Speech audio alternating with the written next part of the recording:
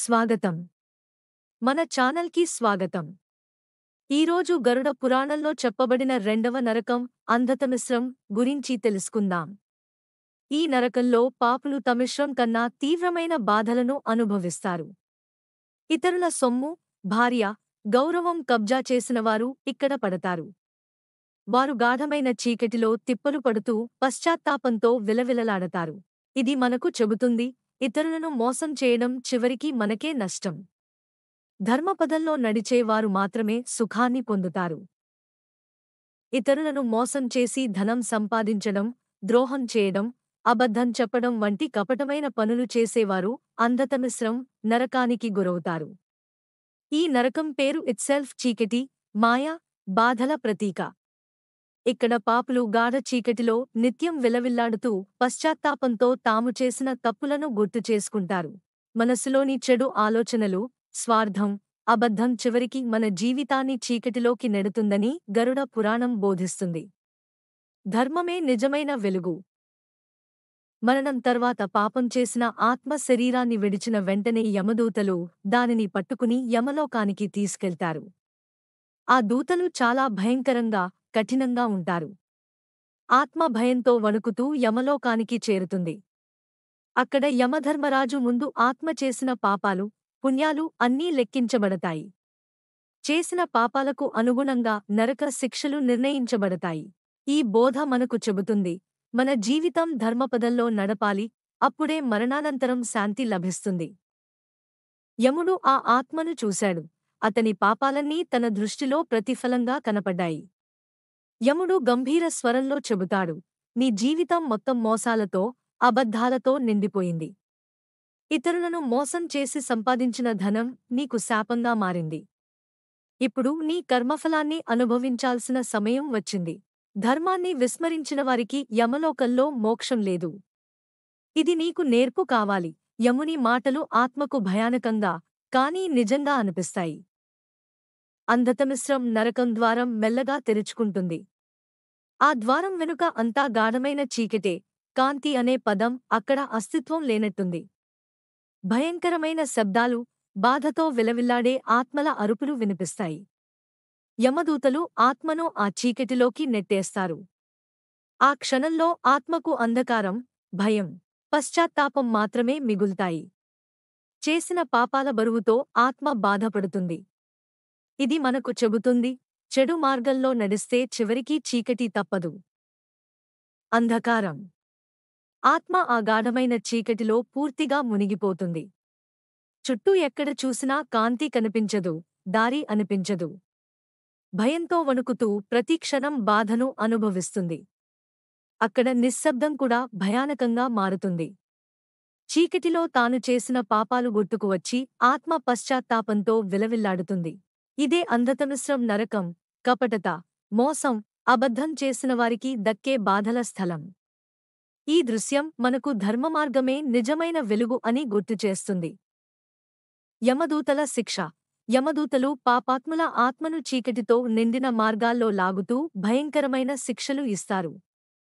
వారు చేసిన పాపాలకు తగిన విధంగా యమదూతలు బాధిస్తారు. మనిషి జీవితంలో చేసిన చెడు పనుల ఫలితాన్ని తప్పించుకోలేడు. ప్రతి పాపం యమలోకంలో ఫలితమిస్తుంది. అందుకే జీవితంలో ధర్మం, నిజాయితీతో నడవడం ఎంతో ముఖ్యము. యమదూతల శిక్ష మనకు ఒక హెచ్చరిక, మన కర్మల ఫలితం తప్పించుకోలేమని గుర్తుచేస్తుంది. పశ్చాత్తాపం. పాపం చేసిన ఆత్మ యమలోకంలో తన గత జీవితాన్ని గుర్తు చేసుకుంటుంది. నేను ఎందుకు అబద్ధం చెప్పాను? ఎందుకు ఇతరులను బాధించాను? అని ఆలోచిస్తూ గాఢమైన పశ్చాత్తాపంలో మునిగిపోతుంది. ఆ బాధ ఆత్మను మార్పు వైపు నడిపిస్తుంది. పశ్చాత్తాపం అంటే తన తప్పులను అంగీకరించడం, సరిదిద్దుకోవాలనే సంకల్పం. ఇది ఆత్మకు మళ్లీ శాంతి దారిని చూపించే తొలి అడుగు. దేవుని కరుణ. పాపం చేసి పశ్చాత్తాపం చెందిన ఆత్మను దేవుడు కరుణతో గమనిస్తాడు. ఆ చీకటి నిండిన లోకంలో చిన్న కాంతి వెలుగుతుంది. అదే దేవుని దయ యొక్క సంకేతం. ఆ కాంతి ఆత్మను ధర్మమార్గం వైపు నడిపిస్తుంది, మోక్షానికి దారి చూపిస్తుంది. దేవుని కరుణతోనే ఆత్మ చీకటి నుంచి బయటపడుతుంది, నిజమైన శాంతి మరియు విముక్తిని పొందుతుంది. ధర్మపాఠం. యముడు ఆత్మకు బోధిస్తాడు. మోసం, అబద్ధం, లోభం మనిషిని చీకటి మార్గంలో నెట్టేస్తాయి. అటువంటి జీవితం చివరికి బాధతో నిండిపోతుంది. కాని ధర్మం, నిజాయితీ, సత్యం పాటించే వారికి మాత్రమే కాంతి దారి చూపిస్తుంది. వారు దేవుని ఆశీస్సులు పొందుతారు. ఈ ధర్మపాఠం మనకు జీవితంలో సత్యం, న్యాయం, దయ అనే విలువలతో నడవాలని గుర్తుచేస్తుంది. కాలగమనము. కాలం నిరంతరం ముందుకు సాగుతూనే ఉంటుంది. కాని యమలోకంలో ఆత్మకు ఒక క్షణం కూడా యుగంలా అనిపిస్తుంది. గతంలో చేసిన పాపాల జ్ఞాపకాలు ఒక్కొక్కటిగా మనసులో మళ్లీ మళ్లీ మెదులుతాయి. ప్రతి చెడు పని ఇప్పుడు బాధగా, వేదనగా అనుభూతి అవుతుంది. కాలం గడిచినా పాప ఫలితం మాత్రం తప్పదు. ఇది మనకు ఒక బోధ. సమయాన్ని సత్కార్యాలకు వినియోగిస్తేనే జీవితం ప్రకాశిస్తుంది. విముక్తి. చివరికి ఆత్మ తన చేసిన పాపాలను పూర్తిగా అర్థం చేసుకుంటుంది. అబద్ధం, మోసం, లోభం వదిలి సత్యం, ధర్మం వైపు అడుగులు వేస్తుంది. చీకటి క్రమంగా కాంతిగా మారుతుంది. ఆ కాంతిలో ఆత్మ శాంతిని కనుగొంటుంది. పశ్చాత్తాపం ద్వారా పవిత్రతను పొందిన ఆత్మ చివరికి జనన మరణ చక్రం నుండి విముక్తి సాధిస్తుంది. ఇదే మోక్షం, నిజమైన శాంతి, దైవ సమీపానికి చేరడం. జీవిత పాఠం. ఈ కథ మనకు ఒక గొప్ప బోధ చెబుతుంది. నిజాయితీగా, ధర్మపదంలో నడవడం కొన్నిసార్లు కష్టంగా అనిపించినా, అదే మన జీవితానికి నిజమైన విలువనిస్తుంది. అబద్ధం, మోసం తాత్కాలిక లాభమివ్వవచ్చు కానీ చివరికి బాధ మాత్రమే మిగులుస్తాయి. ధర్మం, సత్యం పాటించే వారికి దేవుని ఆశీర్వాదం, అంతర శాంతి, గౌరవం, చివరికి మోక్షం లభిస్తాయి.